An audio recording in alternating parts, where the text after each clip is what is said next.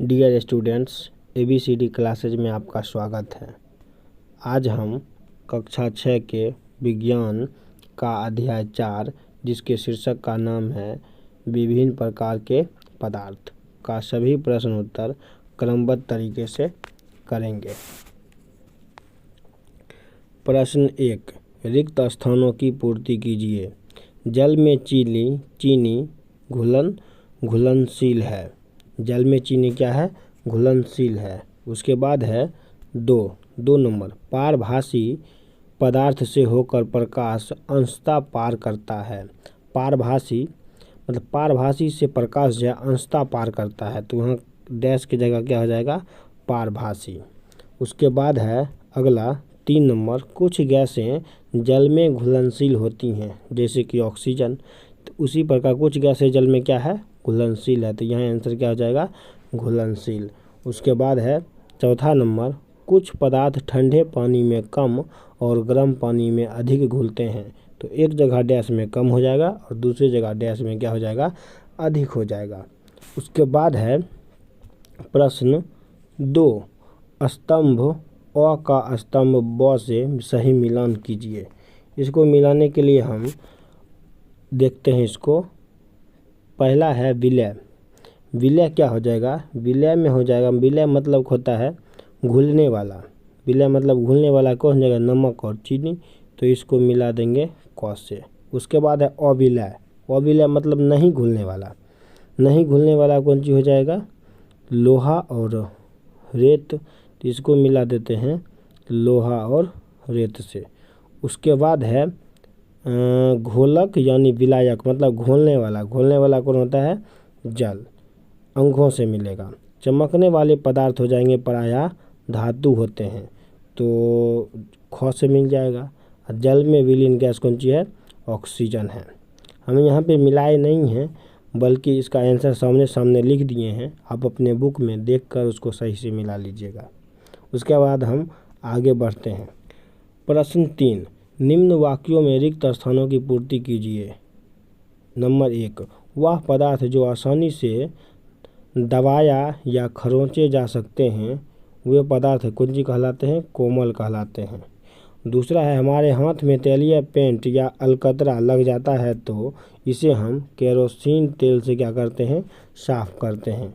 उसके बाद है 3 नंबर में, वे पदार्थ जिनसे होकर वस्तुओं को देखा जा सकता है पारदर्शी कहलाते हैं।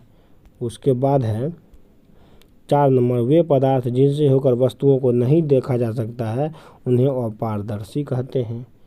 उसके बाद हो जाएगा अगला 5 नंबर, पानी पर तैरने वाली वस्तुएं हल्की होती हैं तथा पानी में डूबने वाली वस्तुएं भारी होती हैं।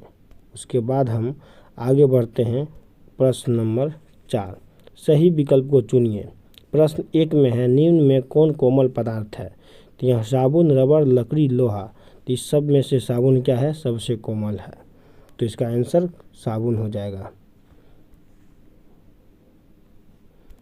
उसके बाद हम प्रश्न 2 देखते हैं। निम्न पदार्थ में चमक नहीं होती है, मतलब किस पदार्थ में चमक नहीं होती है? लोहा में होता है, तांबा में भी होता है, सोना में होता है, लेकिन लकड़ी में नहीं होता है। अगर पूछेगा किस में ज़्यादा होता है तो ज़्यादा होता है किस में? सोना में।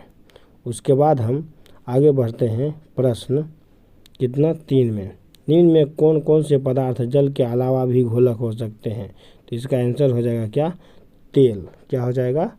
तेल। उसके बाद अगला क्वेश्चन है 4 नंबर, वह घोल जिसमें घुल पदार्थ की और मात्रा घुलने की क्षमता नहीं होती है क्या कहलाता है? तो इसका आंसर हो जाएगा संतृप्त घोल।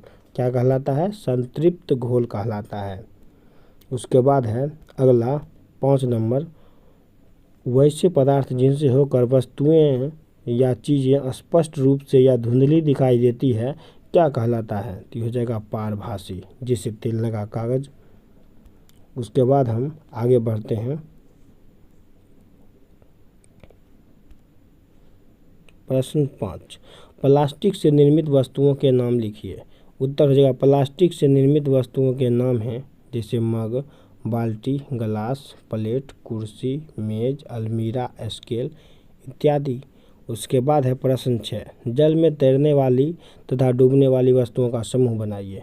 तो पहले हम बनाते हैं जल में तैरने वाली वस्तुएं, जैसे कागज़, प्लास्टिक की वस्तुएं, गेंद, सूखी पत्ती, लकड़ी, नाव इत्यादि।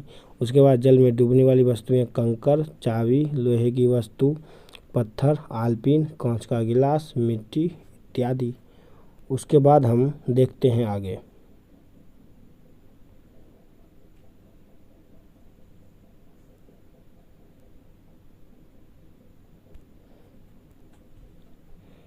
प्रश्न 7, पारभासी, पारदर्शी एवं अपारदर्शी वस्तुओं में क्या अंतर बताएं।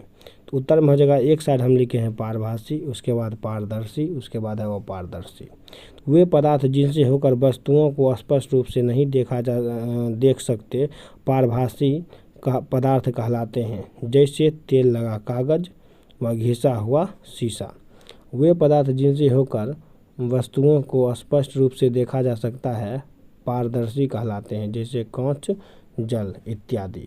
उसके बाद है वे पदार्थ जिनसे होकर वस्तुओं को नहीं देखा जा सकता है अपारदर्शी पदार्थ कहलाते हैं, जैसे लकड़ी, गत्ता, कॉपी तथा धातुएं इत्यादि।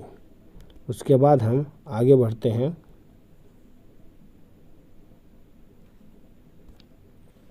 प्रश्न 8, विलय एवं अविलय से आप क्या समझते हैं। उत्तर, कुछ पदार्थ जल में घुल जाते हैं और कुछ नहीं घुलते हैं। जो पदार्थ जल में घुल जाते हैं उन्हें विलय तथा जो जल में नहीं घुलते हैं उन्हें अविलय कहते हैं।